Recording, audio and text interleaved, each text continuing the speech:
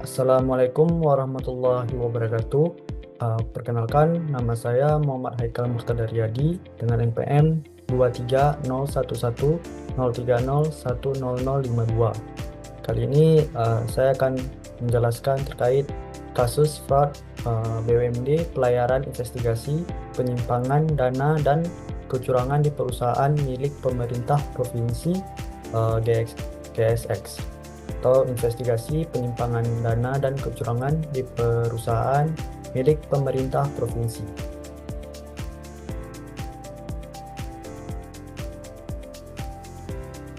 Jadi kasusnya itu perusahaan milik pemerintah Pemprov adalah pelayaran perusahaan armada daerah. Pada awal bulan April tahun 2020 dilaporkan oleh Ketua Badan Pengawas dari perusahaan BUMD tersebut. Dalam laporan tersebut membeberkan sejumlah fakta penyimpangan yang berdampak pada kerugian negara saat dipimpin oleh Bapak Anto sebagai Direktur Utama BUMD 1. Beberapa fakta diantaranya adalah tunggakan biaya docking kepada dok perkapalan MC sebesar Rp234.500.000 per 10 Juli tahun 2019. Biaya docking kapal merupakan salah satu biaya operasional yang dibiayai oleh subsidi angkutan pelayaran perintis dan telah dibayarkan oleh Satker Perhubungan Darat Provinsi di sebuah provinsi oleh Kementerian Perhubungan. Temuan ini diperoleh dari pembayaran docking kepada KMP. Selain tunggakan biaya docking, terdapat pungli yang dilakukan oleh adik Dirut yang bernama Bapak Budi. Bapak Budi tersebut adalah pengawas kapal-kapal feri dari perusahaan tersebut. Dia setiap harinya meminta staf pengawas lapangan pada kapal motor penumpang pada Tanjung di Dermaga untuk menyerahkan setiap trip kapal sebesar 500.000. Jika dikalikan 6 trip per hari berarti sebesar 3 juta. Pasca laporan tersebut, tim penyidik menggeledah ruang kerja Bapak Anto. Temuan lainnya adalah diduga ada kebocoran pendapatan pembayaran. Temuan ini didapat dari pembayaran KMP 11E dan KMP 11E tahun 2018 dan 2019. Perusahaan tersebut mendapatkan fee sebesar 10% dari nilai kontrak. Namun, uangnya tidak dimasukkan ke dalam kas perusahaan yang seharusnya menjadi pendapatan cash perusahaan tersebut. Tim memeriksa sejumlah dokumen di ruang kerja sang dirut. Mereka meneliti satu per satu dokumen. Dalam berita acara tahun 2020, pada saat penggeledahan Bapak Anto tidak berada di kantor. Informasi yang diperoleh yang bersangkutan berada di luar provinsi. Nah, jadi ada indikasi ketidakwajaran, yaitu penggelapan dana subsidi. Jadi tunggakan docking senilai 234,5 juta padahal sudah disubsidikan, sudah dibayarkan oleh Satker Perhubungan. Kemudian ada pungutan liar yang dilakukan oleh adik kandung dari dirut tersebut dengan meminta 500.000 rupiah per trip kapal dan dapat mendapatkan pendapatan sekitar 3 jutanya per hari. Itu pun menggunakan wewenang dia, artinya melakukan penyalahgunaan jabatan. Kemudian adanya manipulasi pendapatan, yaitu nilai fee 10% dari kontrak itu tidak masuk ke dalam kas perusahaan, sehingga adanya revenue fraud, pendapatan penipuan dari pendapatan yang terindikasi.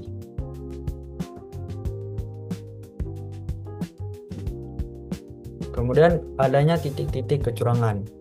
Pada saat proses pembayaran docking, dana subsidi itu tidak disetorkan penuh ke dok perkapalan MC, sehingga terjadinya penggelapan internal. Kemudian operasional pelayaran, pungli 500.000 per trip oleh pengawas kapal adalah sebuah kekuatan kekuasaan yang sudah dijalin secara sistematis gitu. Kemudian ada pencatatan pendapatan. Di kontrak itu tidak tercatat, kemungkinan dialihkan untuk keuntungan pribadi semata. Dan sistem pengawasan sendiri, lemahnya badan pengawas dan audit internal memungkinkan fraud itu sudah terjadi cukup lama.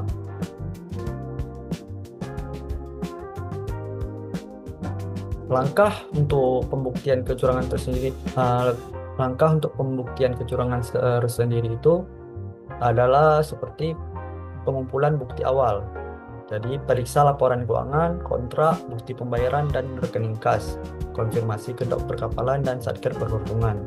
Kemudian kita dapat menganalisis dokumen dan transaksi seperti audit trail. Itu mendokumentasikan semua hal-hal yang terjadi dalam operasional seperti pada docking, fee kontrak, dan kas operasional. Kemudian telusuri aliran dana ke rekening pribadi atau perusahaan. Kemudian wawancara pihak terkait untuk diminta klarifikasi. Kita panggil staf keuangan, operasional, pengawas kapal, pihak eksternal, direktur utama, Bapak Budi, ataupun pihak-pihak yang terkait untuk dimintai penjelasan.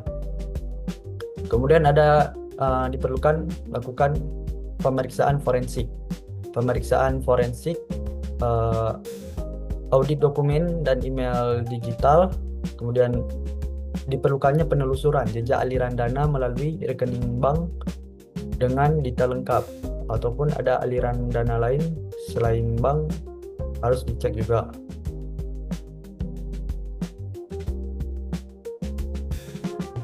Dari hasil fraud ini juga terdapat kerugian. Dari segi kerugian finansial, yaitu tunggakan docking senilai 234,5 juta. Kemudian adanya terjadi tindakan hukum, yaitu pungli kapal 3 juta per hari. Kemudian ada fee kontrak yang tidak tercatat senilai 10%, sehingga reputasi BUMD atau badan usaha milik daerah juga ikut tercoreng. Untuk pihak yang bertanggung jawab sendiri, ada direktur utama sebagai Bapak Anto selaku penyimpangan dana dan pengawasannya yang lemah. Kemudian ada Bapak Budi melakukan tindakan pungli dan penyalahgunaan wewenang jabatan. Kemudian pada bagian keuangan tersendiri atau finance itu lalai dalam menanggapi atau mendeteksi adanya penyimpangan yang terjadi pada BUMD tersebut. Tanggung jawab sebagai auditor itu sendiri, yang pertama adalah independensi atau objektivitas. Perlunya seorang auditor untuk menjaga independensi tanpa tekanan manajemen atau pemerintah daerah dalam pemeriksaan. Kemudian sebagai audit investigatif profesional, lakukan fraud audit sesuai standar yang berlaku dengan prosedur dan bukti yang kompeten.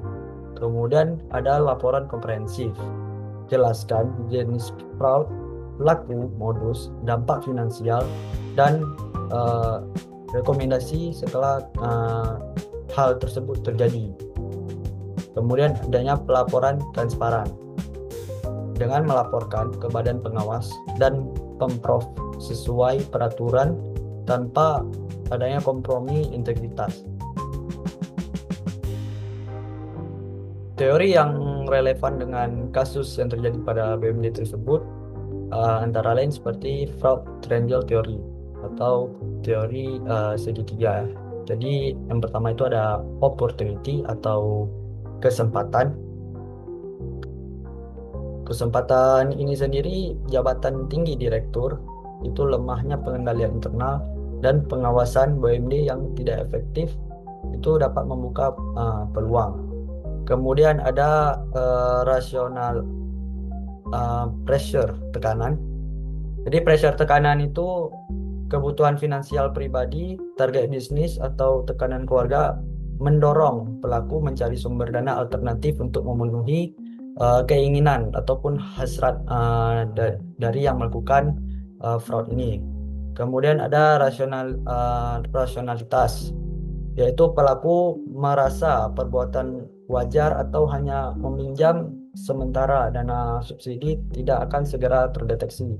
Artinya dia yang melakukan ini membenarkan diri dan tanpa mengindahkan regulasi hukum ataupun hal-hal yang sebenarnya tidak diperbolehkan.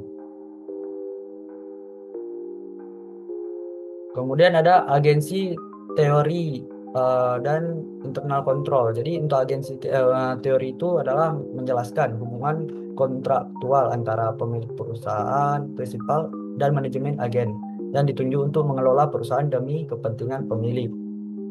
Dalam kasus ini, konflik antara prinsipal yang dimana sebagai pemerintah daerah dan agen, direktur utama, agen bertindak tidak sesuai kepentingan pemilik karena adanya kurangnya pengawasan yang efektif. Kemudian untuk teori internal control adalah sebuah proses yang dirancang oleh manajemen dan personal organisasi untuk memberikan keyakinan yang memadai dalam pencapaian tujuan perusahaan, termasuk andalan laporan keuangan, efektivitas dan efisiensi operasi, serta kepatuhan terhadap peraturan yang berlaku. Jadi sistem pengendalian internal yang lemah, terutama pada control environment dan monitoring activities, memungkinkan fraud tidak terdeteksi secara dini, sehingga diperlukan perbaikan komponen kontrol. Kemudian diperlukan juga rekomendasi perbaikan seperti penguatan pengendalian internal dengan implementasi sistem approval yang berlapis. Kemudian audit trail melalui sistem digital untuk semua transaksi keuangan, sehingga semua kegiatannya dicatat dan didokumentasikan secara rapi. Kemudian ada pengawasan independen dengan meningkatkan peran badan pengawas dengan audit internal secara berkala dan laporan langsung ke Pemprov tanpa intervensi dari pihak manajemen. Kemudian diperlukannya transparansi dan akuntabilitas dengan mempublikasikan laporan keuangan secara berkala. Kemudian diperlukannya implementasi whistleblower system, yaitu sistem dengan melakukan pengaduan pelaporan terkait dengan kecurangan atau fraud yang terjadi terhadap perusahaan, sehingga semuanya dapat dikontrol melalui internal. Kemudian diperlukannya tindakan hukum, proses pidana terhadap pelaku fraud, pemulihan kerugian negara, dan pelaporan ke KPK jika diperlukan. Nah, dimana artinya apabila dia melakukan di luar batas normal setelah kita melakukan whistleblower system seperti korupsi ataupun hal lainnya yang merugikan, dapat dilaporkan ke dalam hukum yang artinya akan ditindak sesuai hukum yang berlaku oleh pihak berwajib. Jadi kesimpulannya pada kasus ini menunjukkan pentingnya pengendalian internal kontrol yang kuat, pengawasan independen, dan profesionalisme auditor dalam mendeteksi dan mencegah fraud. Fraud triangle theory menjelaskan bagaimana pressure, opportunity, dan rationalization memungkinkan kecurangan terjadi. Kemudian ada implementasi Poso framework dan agensi teori dapat meminimalkan risiko penyimpangan dana publik di masa depan, sehingga sistem GCG atau Good Corporate Governance dapat berjalan dengan baik dan fraud yang terjadi pun dapat terhindar. Sekian dari saya. Mohon maaf apabila ada kata yang salah ataupun ada yang kurang. Saya akhiri, wabillahi taufiq wal hidayah. Assalamualaikum warahmatullahi wabarakatuh.